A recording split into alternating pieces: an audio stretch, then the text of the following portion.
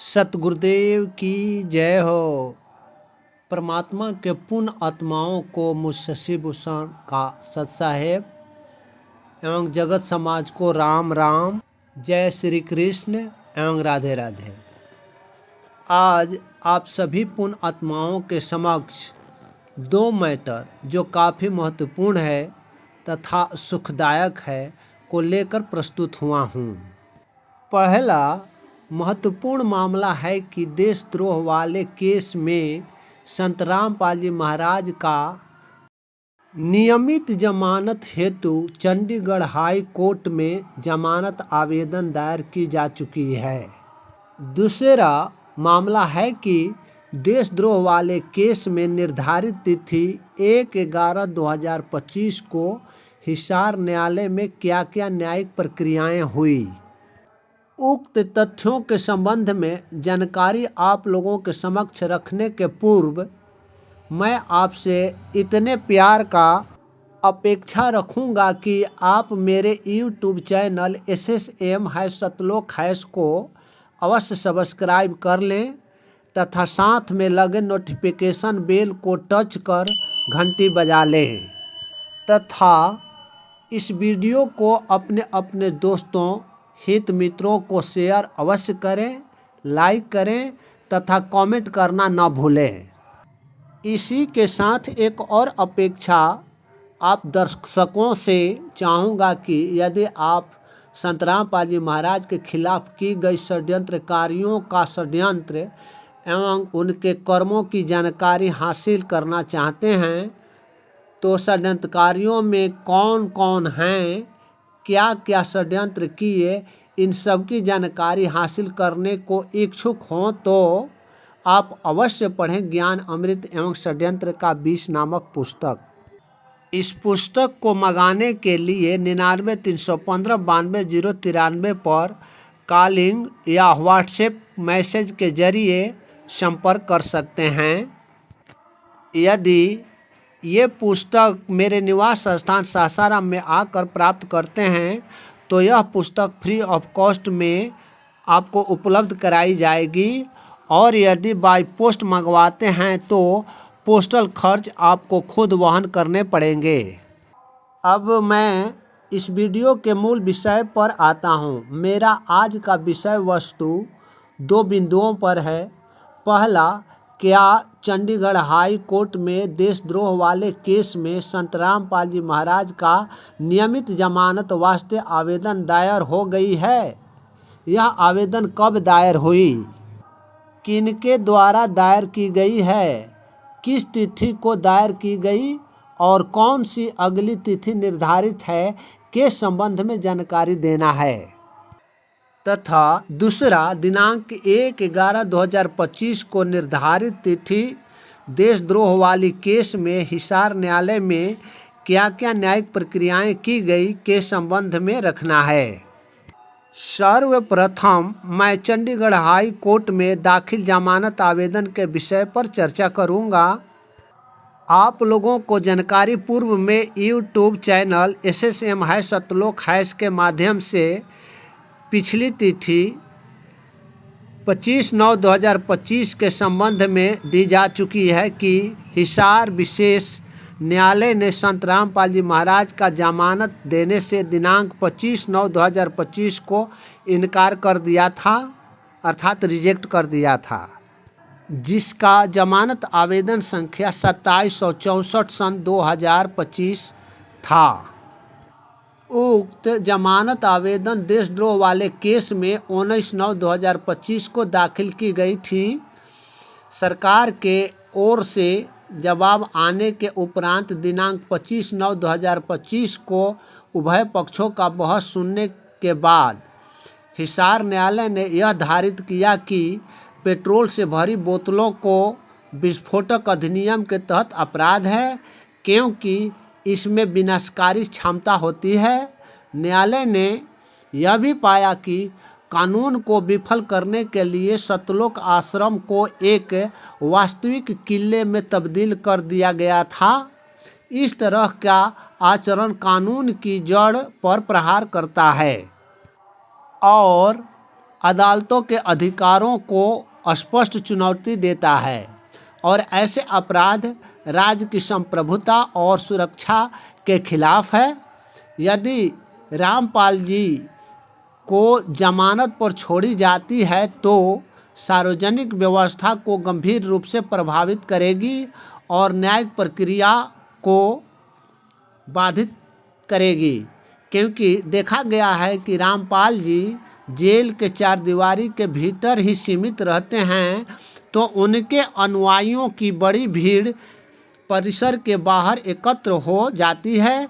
यदि उन्हें जमानत पर छोड़ा जाता है तो भीड़ की संख्या और कई गुना बढ़ जाएगी और न्यायालय की प्रक्रिया का संचालन तथा जेल प्रशासन का संचालन, नागरिक प्रशासन एवं क्षेत्रीय बोझ तथा सार्वजनिक व्यवस्था काफ़ी बिगड़ जाएगी, जिससे संभालना मुश्किल हो जाएगा।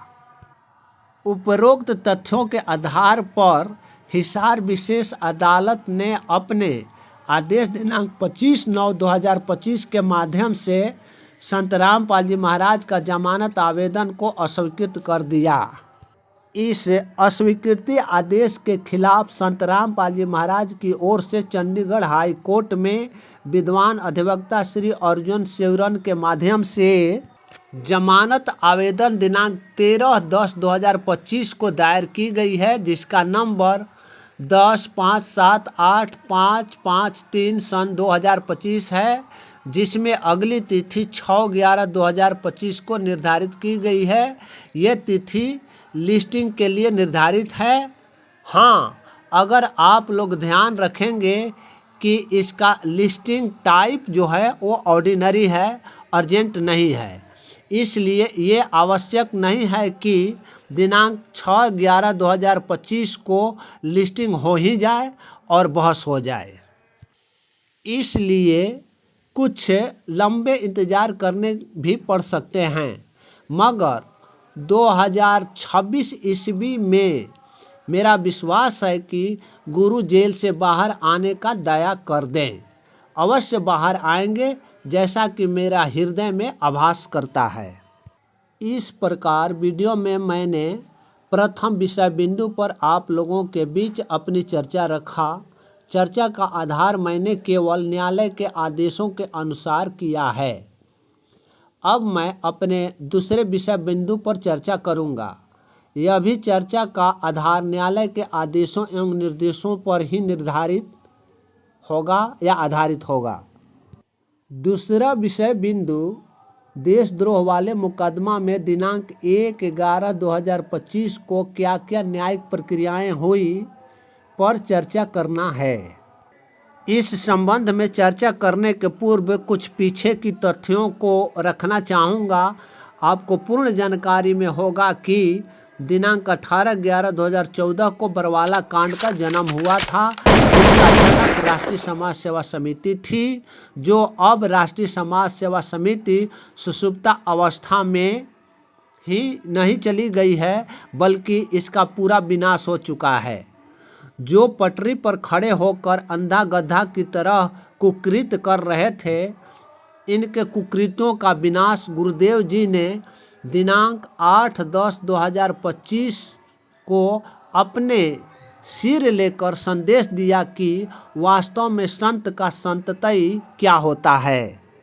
धन्य हैं हमारे सतगुरुदेव जो किसी का बुरा नहीं चाहते, भला इसके लिए भले ही उन्हें बिच्छू का बार बार डंक सहन करना पड़े, और सहन करते जाते भी हैं। मगर हम सभी तुच्छ बुद्धिहीन मानव शरीरधारी प्राणी हैं कि अपने गुरु जी को डंक मारने से थकते नहीं।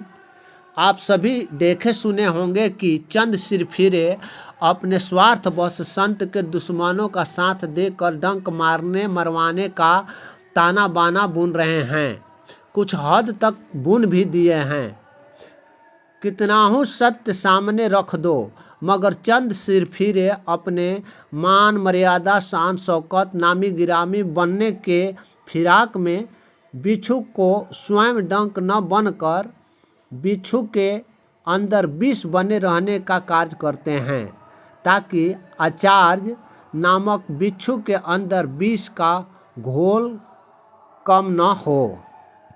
खैर, अंधे गधे की तरह रेल की पटरी पर खड़ा होकर बढ़ रही ट्रेन की धक्के नहीं खाने हैं, बल्कि पटरी से अलग हटकर अपने मानव जीवन को सफल बनाने हेतु ट्रेन की सवारी के लिए उचित प्लेटफार्म पर ट्रेन आने की प्रतीक्षा करने हैं। दयालु एक न एक दिन हम तुच्छ जीवों पर दया करेगा ही करेगा, ऐसा मुझे पूर्ण विश्वास है। देशद्रोह वाले केस में कुल 463 गवाह हैं, मगर आज की तिथि तक मात्र 126 गवाहों की गवाही इस केस में अभिलिखित किया जा चुका है। शेष गवाहों में से कुछ एक की मृत्यु हो गई है, तो कुछ एक को अनावश्यक गवाह होने अर्थात मटेरियल गवाह नहीं होने के वजह से उन्हें गिव अप कर दिया गया है।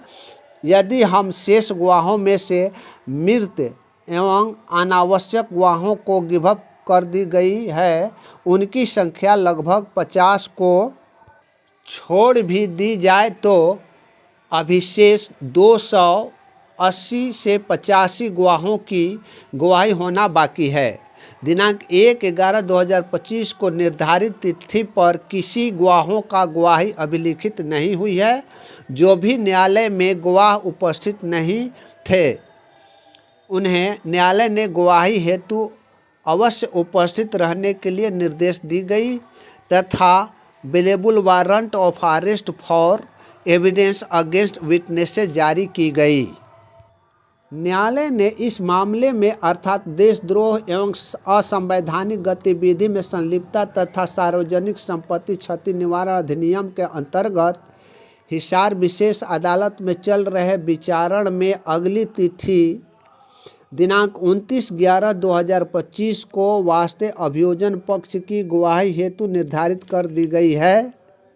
निर्धारित तिथि तक हमें इंतजार करने पड़ेंगे। हम अपना विदा आप दर्शकों से मांगने के पूर्व आप सभी को एक महत्वपूर्ण मगर संक्षेप में सूचना दूंगा कि बिहार में कुछ चंद भगत गण ऐसे हैं जो पीठ पीछे कुछ और करते हैं और सामने आने पर उनकी घिघियाँ बंद होने लगती है।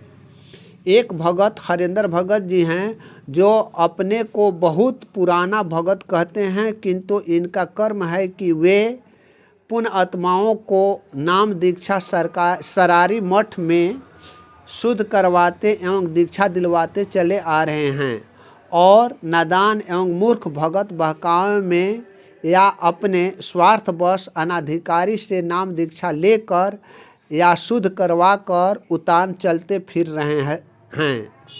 अरे मूर्खों, अनाधिकारी से नाम दीक्षा लेकर या शुद्ध करवाकर अपना कर्म को फोड़वाने का क्यों काम कर रहे हो? वह अधिकारी अतिशीघ्र अज्ञातवास से यानी जेल से बाहर आने वाला है, अर्थात जेल से बाहर जब ही आएगा तो सारी जानकारी आपके समक्ष प्रस्तुत रहेगी। बुद्धिहीन समाज युगों युगों से रुके चले आ रहे हो तो अब बस 4-6 माह रुकने में तुम्हारा क्या बिगड़ जाएगा? तुम्हें अपने आप में दृढ़ विश्वास क्यों नहीं होता कि वह अधिकारी आप अतिशीघ्र अपने शरण में लेने वाला है? जब दूसरे का शरण ग्रहण कर लिया तो फिर खसम यानी परमात्मा क्यों खुशी होवे? मुझे जो भी कहना था सच्चाई कह दिया। अब आपको सोचना है कि क्या करना उचित है और क्या अनुचित है, ये आपके ऊपर निर्भर करता है। एक बात और आप दर्शकों से शेयर करना चाहता हूं कि फर्जी नाम दान के चमचे लोग, जैसे में ग्राम राजनडीह का राजेंद्र दास, जमुहार का राजू दास एवं विजय दास, इनका गांव नहीं जानते हैं, तथा पंडित शिवशंकर अभी भागे फिर रहा है, तथा अन्य बहुत से चमचे हैं जो भक्तों से मिलकर ये कहते हैं मिलेंगे कि मुझ शशिभूषण से बातचीत नहीं करनी है, इनके विचार को नहीं सुनना है, अन्यथा वह भगत को भ्रमित कर देगा। ऐसे ऐसे कानाफूसी करते चले आते हैं, किंतु कोई खुलकर विरोध करने वाला सामने नहीं आता है कि क्यों नहीं बात करे। मूर्खों, मैंने गुरु के ज्ञानों के विपरीत कोई कार्य नहीं करता। केवल संत रामपाल जी महाराज के विरुद्ध हो रहे न्यायिक प्रक्रियाओं, आदेशों, निर्देशों एवं निर्णयों का हूबहू हिंदी रूपांतरण करके सभी के समक्ष रखता हूँ, ताकि सत्य बातें सभी पुण्यात्माओं को जानकारी अपने गुरु जी के बारे में मिलती रहे। दुर्जनों, यदि गुरु जी के केसों से संबंधित बातों की सत्यता रखने में तुम भ्रमित हो जाते हो, तो फिर तुम भक्ति का ढोंग ही कर रहे हो। भक्ति तो तेरे पास नाम मात्र भी नहीं है, क्योंकि तुम्हारे पास न तो सोचने की शक्ति है और न विचार करने की, और न ही विवेक है। आप विवेकहीन हो गए हो। गुरु जी के केसों में क्या प्रक्रिया हो रही है, क्या नहीं, गुरु जी चाहते क्या हैं आदि की जानकारी हासिल नहीं करना चाहते हो, और काल के दूतों के कहावे एवं उनके बातों में आकर सत्य का परख नहीं कर अपना जीवन नाश कर रहे हो। अब भी संभल जाओ, क्योंकि वह अधिकारी अतिशीघ्र आने को है और बताने को है कि नाम दीक्षा देने का प्राधिकार किसको दी जा रही है। जिसको अधिकारी द्वारा नाम दीक्षा देने का प्राधिकृत करेगा, उसी से नाम दीक्षा लेना, शुद्ध कराना मानव जीवन के लिए सुखदायी होगा। 11 वर्षों तक अपने सतगुरु का इंतजार किया तो भूमड़ की तरह और कुछ इंतजार करने में क्या खराबी है? कुछ भी तो नहीं। हम तो सत्य का इंतजार करते रहे हैं और हमें विश्वास है कि वह सत्यवादी अतिशीघ्र हम लोगों के बीच होगा और उसकी जैसी कृपा होगी शिरोधार्य है। इसी के साथ अब मैं इस चर्चा का यही विराम देता हूँ। फिर मिलेंगे नए विषय बिंदु के साथ में चर्चा में।